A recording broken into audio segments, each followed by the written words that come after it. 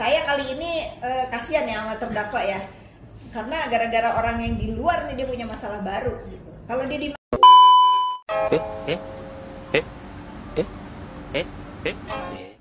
Bacain ya. Bapak Agus menyebutkan bahwa tidak ada larangan bagi warga binaan menggunakan fasilitas tersebut untuk berjualan, asalkan bukan menjual barang-barang yang terlarang. Di ultinya sama menteri. Aku nggak usah ribuh, gerak. Slow, hidup mah slow aja gitu. Kumaha Bapak Menteri badai dihujat oge, Pak Mewani. Ya, perkara Dokter Oki lagi nge-live Niki masuk aja nih rariweuh. Kalau menterinya bisa bilang, dia pasti bilang gini. Tong rariweuh tong garoreng hate, cenah. Nuhun Bapak menikah sep. NM video call dengan Dokter Oki, tapi Andur mencari kesalahan dari NM. Jadi guys, kemarin itu NM kan sempat video call sama Dokter Oki pas Dokter Oki live di TikTok kan. Terus si anak durhaka ini cari kesalahan terus. Dengan menggembar-gemborkan pas preskon bahwasanya itu kan nggak boleh pegang handphone, itu kan nggak ini video call jualan. Dia bukan jual narkocoy ya, dan yang jualan bukan dia.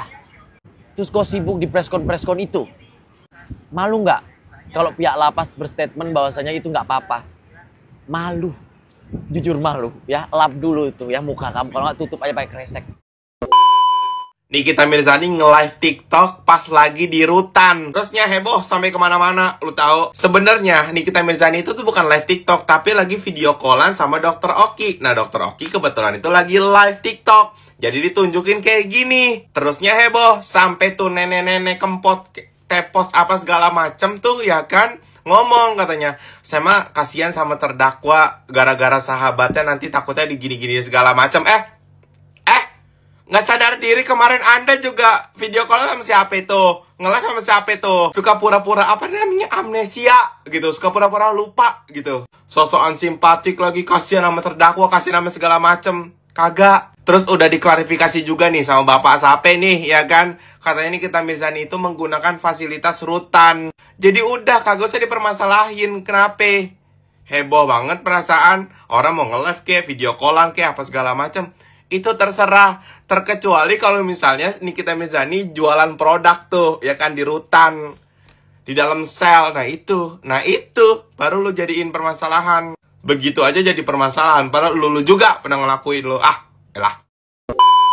Berita tentang artis Nikita Mirzani selalu menarik untuk dibahas. Terbaru, artis Nikita Mirzani membuat heboh warganet karena berjualan melalui video live meskipun sedang berada di dalam penjara Pondok Bambu. Pro kontra pun terjadi. Pegiat sosial Denny Siregar menyatakan mengapa Nikita Mirzani tidak sekalian saja syuting film di dalam penjara. Namun tidak sedikit warganet yang mendukung langkah Nikita Mirzani. Mereka menyatakan bahwa apa yang dilakukan oleh Nikita Mirzani merupakan sesuatu yang kreatif dan berharap bisa menularkan ke warga binaan yang lain. Lalu menjadi pertanyaan, apakah seorang yang berada di dalam penjara atau seorang narapidana boleh melakukan jualan meski berada di dalam penjara? Menteri Imigrasi dan Pemasyarakatan Agus Adrianto mengatakan Nikita Mirzani menggunakan wartel yang memang disediakan kepada warga binaan untuk melakukan jualan. Agus menyebutkan bahwa tidak ada larangan bagi warga binaan menggunakan fasilitas tersebut untuk berjualan, asalkan bukan menjual barang-barang terlarang.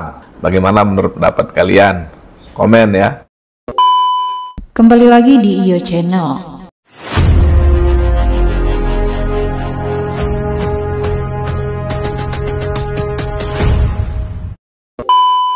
Baiklah, kali ini saya akan membahas tentang Nikita Mirzani live video call di dalam penjara. Ditjen Pas singgung hak sebagai tahanan. Untuk selengkapnya simak video berikut ini. Nikita Mirzani lagi-lagi diserang. Kali ini alasannya karena video call dari Rutan yang disebut-sebut sebagai... saya kali ini kasihan ya sama terdakwa ya, karena gara-gara orang yang di luar nih dia punya masalah baru gitu. Kalau dia dimasukin ke selfie gimana? Coba, kalau dia dimasukin ke selfie atas pelanggaran ini, apa yang ngajak live itu yang, kalau nggak suruh aja yang ngajak live yang masukin selfie sana. Jangan ketawa dong. Ini opini saya sebagai masyarakat. Berarti cukup kaget melihat itu. Saya nggak lihat, karena saya lagi sama kalian kan. Kita lagi di kantor Persia, lagi di Jakarta Utara, ya rame. Ini kok ada ini. Izinkanlah semua tahanan itu bikin keranjang kuning di dalam tahanan. jangan tanggung dong, nggak boleh kita pilih kasih. Keadilan sosial bagi masyarakat Indonesia. Ya, kalau ada diizinkan itu, ya sudah, daripada mereka diem ya di dalam penjara, izinkanlah live TikTok bikin keranjang kuning. Takut. Kenapa kamu ketawa? Nah ini kan saya ya, kalau misalnya gitu, ya. Tapi ya ini kita serius dulu ya.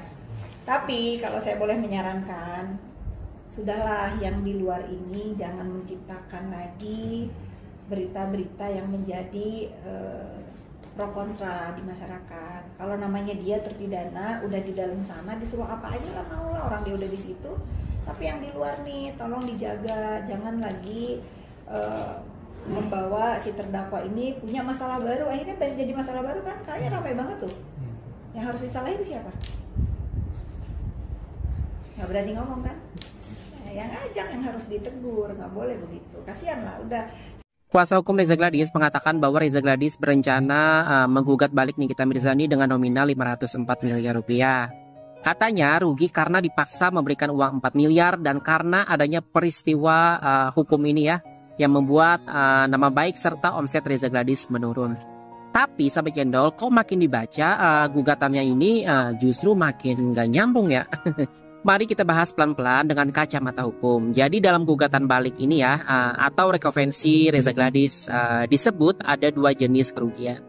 Pertama adalah kerugian material ya, uang 4 miliar yang katanya dipaksa diserahkan ke Nikita Mirzani dan Mail.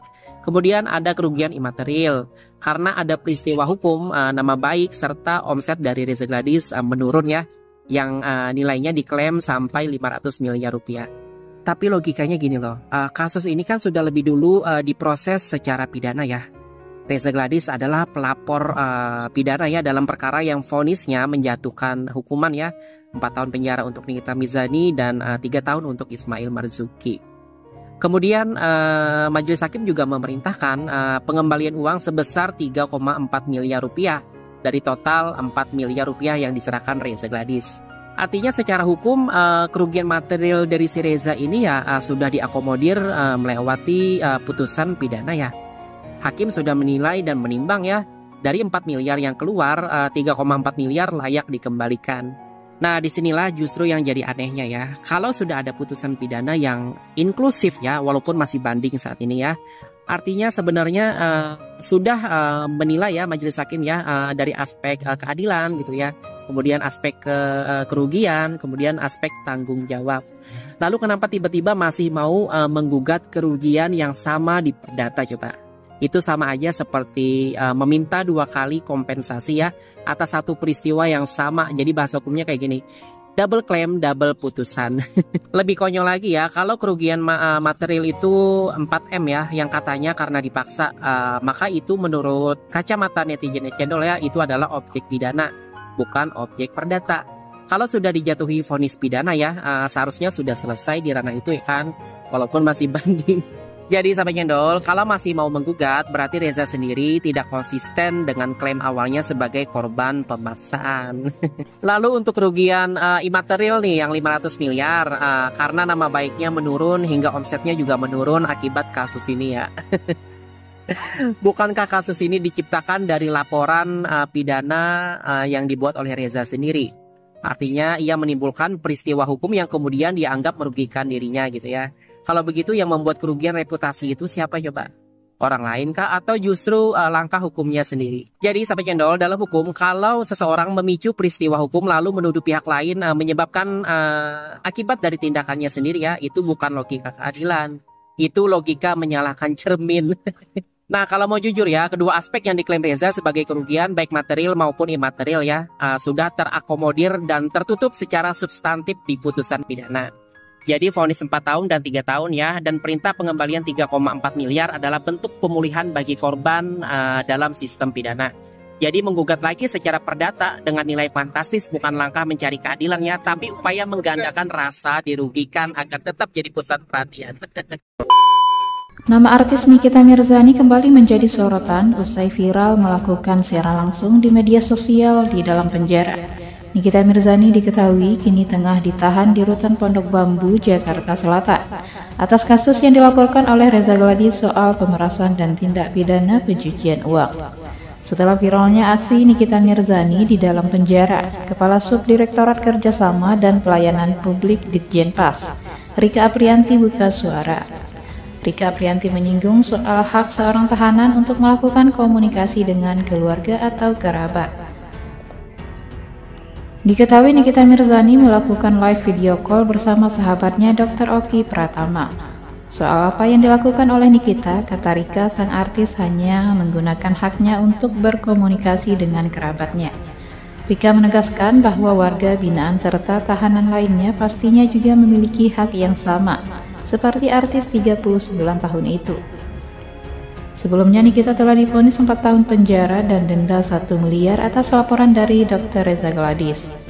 Vonis tersebut diketahui lebih ringan dari tuntutan sebelumnya, yakni 11 tahun penjara lantaran Nikita tak terbukti melakukan TPPU. Kini pihak Nikita tengah mengajukan banding atas vonis hukuman tersebut. Sementara itu, pihak Reza Gladys menegaskan tidak mau menyalahkan instansi manapun atas aksi Nikita live di dalam tahanan. Menurut Robert, sebagai kuasa hukum dokter kecantikan Reza Gladys, ia menyebut itu sebagai wewenang dari lembaga permasyarakatan. Saat ini Robert pilih memantau aksi tersebut. Baginya kini pihaknya sudah bisa membuktikan bahwa Nikita telah bersalah atas kasus pemerasan terhadap Reza Gladys. Kasus ini mencuat berawal dari permasalahan skincare. Nikita sempat mengulas produk skincare milik Reza Gladys dengan ulasan negatif membuat sang dokter bereaksi. Istri Dr. Altobah Mufid yang tak terima produknya mendapatkan ulasan buruk dari Nikita langsung menghubungi sang aktris lewat asisten pribadinya Ismail Marzuki. Singkat cerita, dari obrolan itu Reza diduga dimintai uang 4 miliar sebagai uang tutup mulut agar Nikita menyudahi aksinya. Alhasil ibu 5 anak itu pun langsung memberikan uang 2 miliar secara transfer di tanggal 14 November 2024 dan 2 miliar secara tunai 1 hari setelahnya. Karena merasa dirugikan, Reza melaporkan Nikita ke Polda Metro Jaya pada 3 Desember 2024 atas dugaan pemerasan dan TPPU.